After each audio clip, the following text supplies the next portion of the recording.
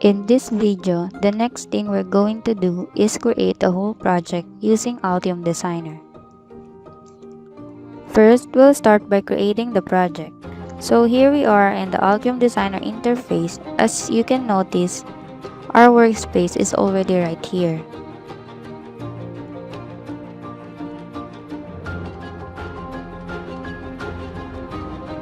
It's already connected to Altium Develop, which is what we did in the previous video for the sample projects. Now, it will also reflect here on the left panel.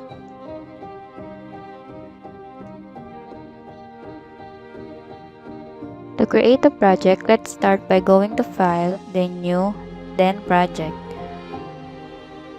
A Create Project dialog box will appear. Let's just type the project name here.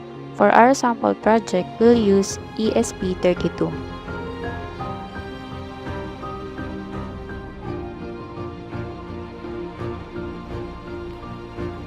After that, just check the version control box and then click Create. Let's just wait for the project creation to load.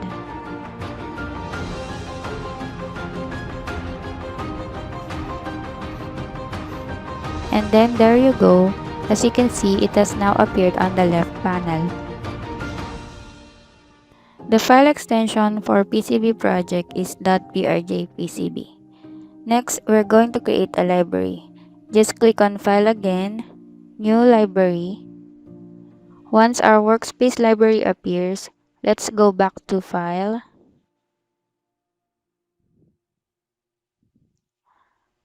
then New Library, and what we'll create are the schematic and PCB libraries. First, let's do the schematic library. Click Create. Now let's go back to the project panel, and as you can see, it has appeared here. Next up is PCB library. Go to File, click New, Library, then select Library.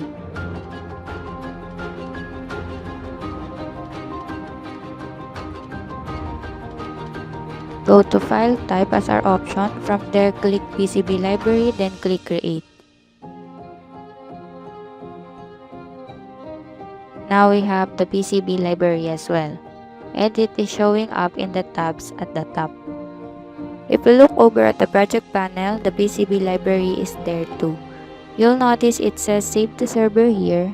Let's just right click on that and then click Save.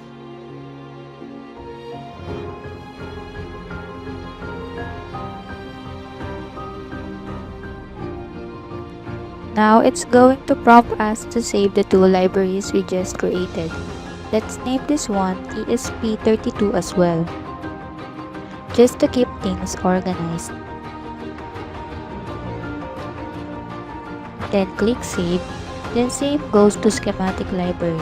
It will also ask us to save it, so let's name that ESP32 too. Then click Save again. Alright, we're all set to start. We will begin by creating the library.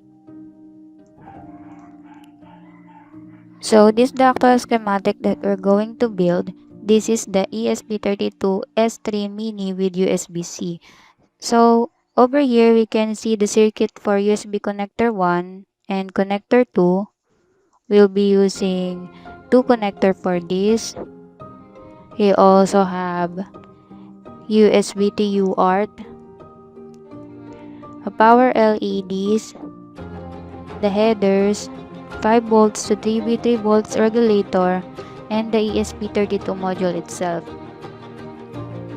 Right here are the reset button, the boot user button, and the serial signal handling. Basically, after this video, these are the libraries that we expect to create.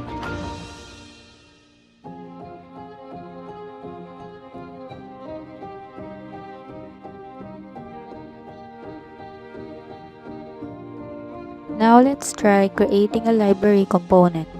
For example, we're going to make a capacitor. To place a component, just click Place, then click Pin. Once the pin appears, press Tab to open its properties.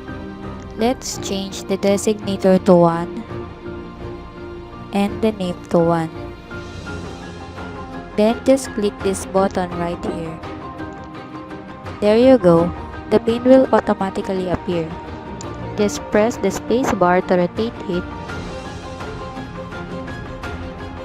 Let's just place it here temporarily for now. Then to cancel the command, just right click. Next, we're going to create the body of the capacitor. For the capacitor symbol, we just need to place 2 vertical lines next to the pins. To add line, just click place, then line. Left click to place it, and then right click to cancel the command. From there, let's just drag this so it is closer. We will also adjust our pins slightly. Then to make our symbol look cleaner, let's hide its name. Just double click on the object. And once the properties panel appears, hide the name. We will do the same for pin 2. Just hide its name as well.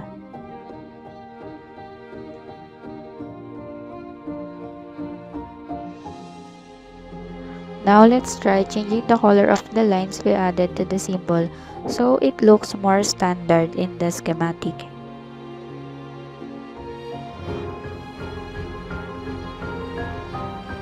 We can just drag to select these 2 line objects, and then over here in the properties, we can change the color.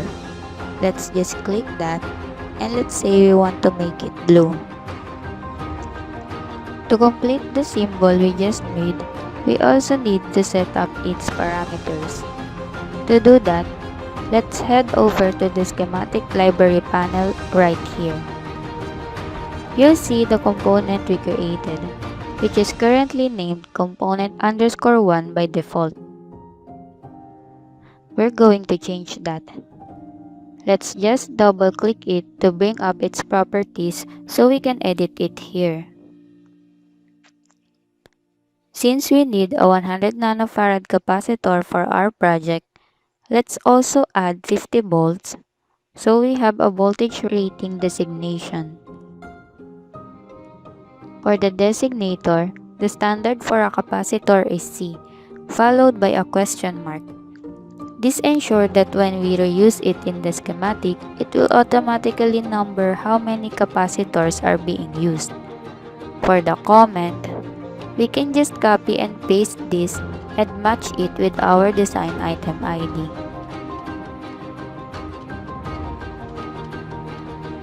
We can also add it to the description. Now, as you can see, it has updated in our schematic library panel. So, this is now our 100 nanofarad 50 volt capacitor. So, that's it for this video. Basically, what I've shown you is just the traditional way of creating a symbol. In the upcoming videos, I will teach you the faster methods for creating symbols, and we will explore what's already readily available in the system.